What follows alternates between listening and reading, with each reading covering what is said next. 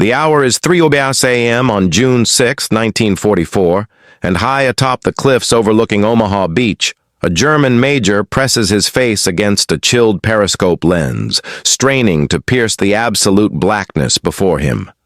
Nothing. Only the void of night. Only the restless ocean below. Only yet another uneventful watch along the fortified French coastline. Major Werner Pluskat has occupied this identical concrete fortress countless times before, scanning this unchanging horizon, witnessing nothing of consequence. But tonight, something stirs in his bones, an inexplicable premonition he cannot articulate. He simply knows. Pluskat commands artillery batteries belonging to the German 352nd Infantry Division, strategically situated along the most critical sector of the Normandy defensive line. His cannons zero in on Omaha Beach. His directive arrives without ambiguity or exception. If the Allied forces strike this shoreline, they will never escape the sand. Every officer in German high command comprehends exactly what Omaha represents. Punch through Omaha, and the pathway to Paris lies exposed. Surge past Paris, and Germany itself stands vulnerable. This stretch of coastline functions as a fortress gate, and Pluskat's sacred duty is ensuring that gate remains permanently sealed. At precisely 1 a.m., the field telephone jolts him from his thoughts. His commanding officer requests a standard situation update. Pluskat returns to his optical instrument for one more survey. Nothing. Just water, just mist, just the muted rhythm of surf against shoreline. He lifts the receiver and declares, "The ocean rests peacefully." He terminates the call. He remains oblivious that somewhere in that consuming darkness, merely beyond his visual range, the most enormous amphibious assault force ever conceived is silently advancing directly toward his position. Then, approximately 2 a.m. arrives, and something reaches his ears. Initially, it barely registers, a faint tremor vibrating through his ribcage, a noise disconnected from wind or tide, but it swells, intensifies, multiplies. Aircraft engines, not isolated planes, not even squadrons, thousands of warplanes descending from the northern sky like an approaching thunderstorm. Pluskat sprints to his viewing aperture. The heavens above the coastal region erupt in chaotic brilliance. German searchlights rake the cloud cover. Anti-aircraft batteries unleash their fury. And then, against the darkened firmament, he witnesses them descending. Parachutes, countless white blossoms drifting earthward. Hundreds, then thousands. American and British airborne forces are cascading behind enemy lines. Not on to the beaches, but beyond the fortifications, beyond the artillery emplacements, beyond everything the Reich spent years constructing. The invasion hasn't even reached Omaha Beach, yet already it has outflanked him completely. Alarms shriek through the defensive position. Soldiers scramble. Telephones ring incessantly. Fragmentary orders pour in, often contradictory. Airborne troops near vital crossroads. Bridges under assault. Communication networks severed. The gun crews look to Pluskat for direction. Fire inland at the paratroopers? Target the road networks? He refuses. The command remains fixed. Defend the beach. Always the beach. The principal invasion emerges from the sea.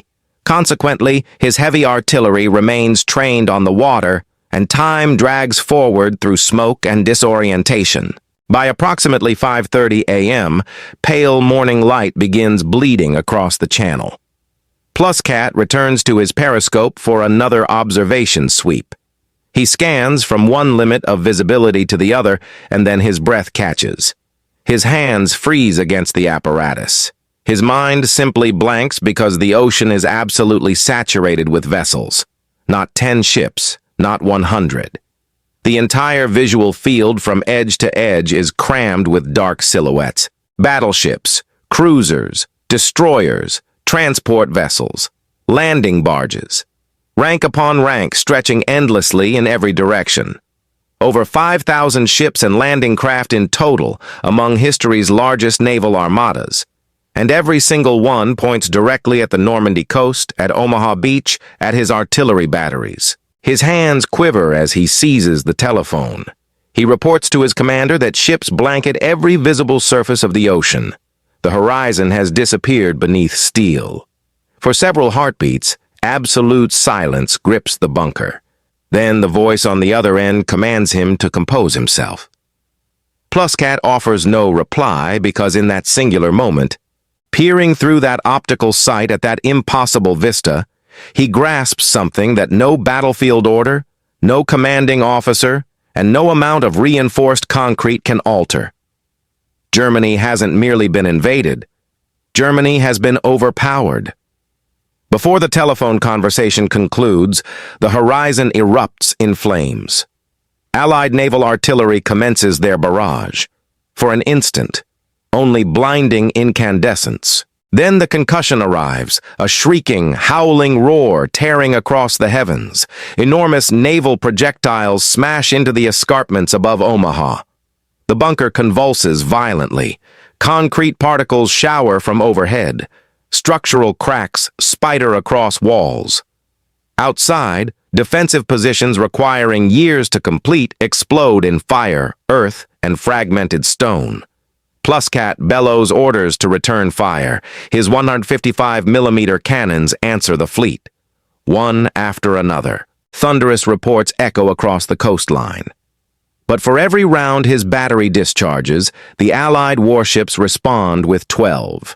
The sheer volume of firepower originating from that water exceeds anything anyone within those fortifications has ever witnessed.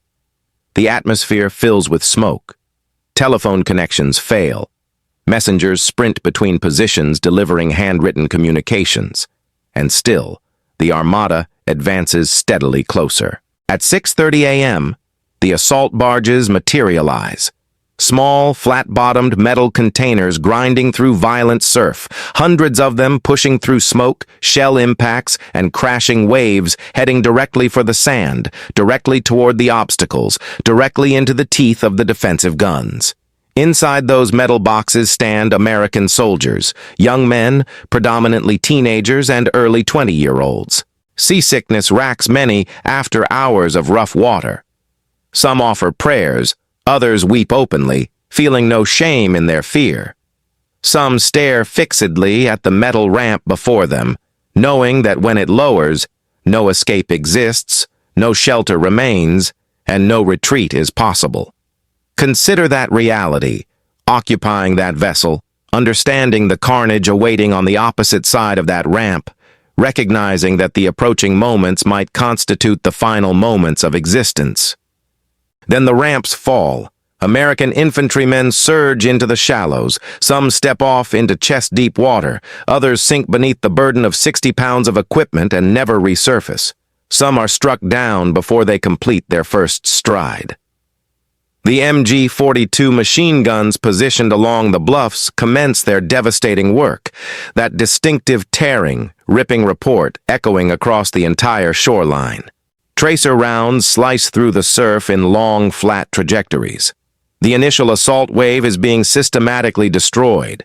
Men crawl behind steel beach obstacles. Men drag wounded comrades through bloody surf. Men press themselves flat against the sand, struggling to draw breath, struggling to think clearly, struggling desperately to survive the next 10 seconds. From the elevated German positions, the assault appears to be failing. Omaha Beach seems to be holding firm. Then Pluskat observes something that chills him to the core. They keep coming. Additional ramps descending, additional soldiers charging into identical fire, additional barges pushing through identical smoke. The first wave disintegrates, yet the second arrives anyway, then the third, then the fourth. Something fundamental begins shifting on that beach. This no longer resembles conventional military operations. This looks like raw survival. Unofficial clusters form organically, not because anyone commanded them. 2 men sheltering behind a steel barrier. 5 men huddled at the seawall's base. A wounded sergeant, blood streaming from his shoulder, pulling strangers toward himself and gesturing toward a gap in the wire. A young lieutenant who has never commanded combat troops before stands upright on open beach, with bullets whipping past and walks forward anyway. The meticulously planned assault devised in London has completely collapsed, yet the men persist, and gradually, impossibly, they begin advancing. By 8 a.m., the first Americans have cleared the beach. Not many, not organized, not according to any master strategy, but they are ascending the bluffs. One fortified position at a time, one grenade toss, one rifle shot, one satchel charge at a time, crawling through shell craters, identifying gaps, forcing their way upward.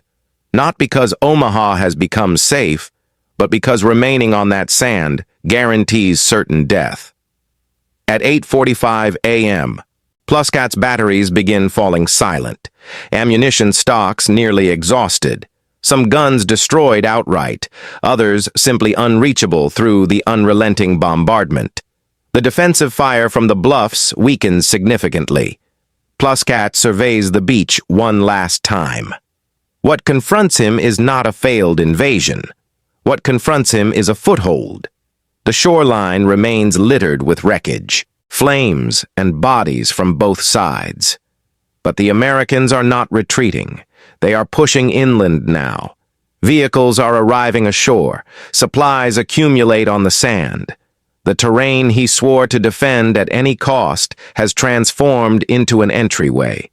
The Atlantic Wall, years of concrete, steel, wire, and sacrifice, has collapsed. Werner Pluskat survived the war. In subsequent years, his account of that dawn became one of the most renowned German perspectives on the Normandy invasion, the story of raising his periscope and witnessing a horizon completely consumed by ships would echo through history repeatedly. He had anticipated ships, but never an ocean overflowing with them. He had anticipated battle, but what descended upon him dwarfed anything one bunker, one battery, or one division could possibly withstand. This constituted the full weight of an Allied coalition descending upon a single strip of sand. And on that morning, he understood its true significance. Germany hadn't merely been invaded. Germany had been completely outmatched. On Omaha Beach, American soldiers demonstrated something that no army, no defensive wall, and no artillery emplacement could ever disprove. The master plan could fail. The initial assault wave could be annihilated. The beach could become Earth's most hellish location. But as long as even a handful of men refused to stop moving forward, the invasion could never be halted. By June 6, 1944's conclusion, the Allies had secured their foothold in Normandy. The road to Paris lay open, and Nazi Germany's final chapter had commenced on that narrow stretch of sand called Omaha Beach. German defenders saw D-Day from concrete bunkers. Americans saw it from landing craft, from bloody water, and from a beach that refused to hold them. The German defenders observed the invasion from fortified positions, but the Americans experienced it from assault barges, from churning water, and from fire-swept sand. And for countless soldiers, the worst moments arrived before they ever reached the shoreline. If someone in your family served in World War II, honor their memory in the comments below. Their stories deserve to be preserved and remembered. If this story moved you, hit that like button and subscribe to War Real History for more powerful wartime narratives.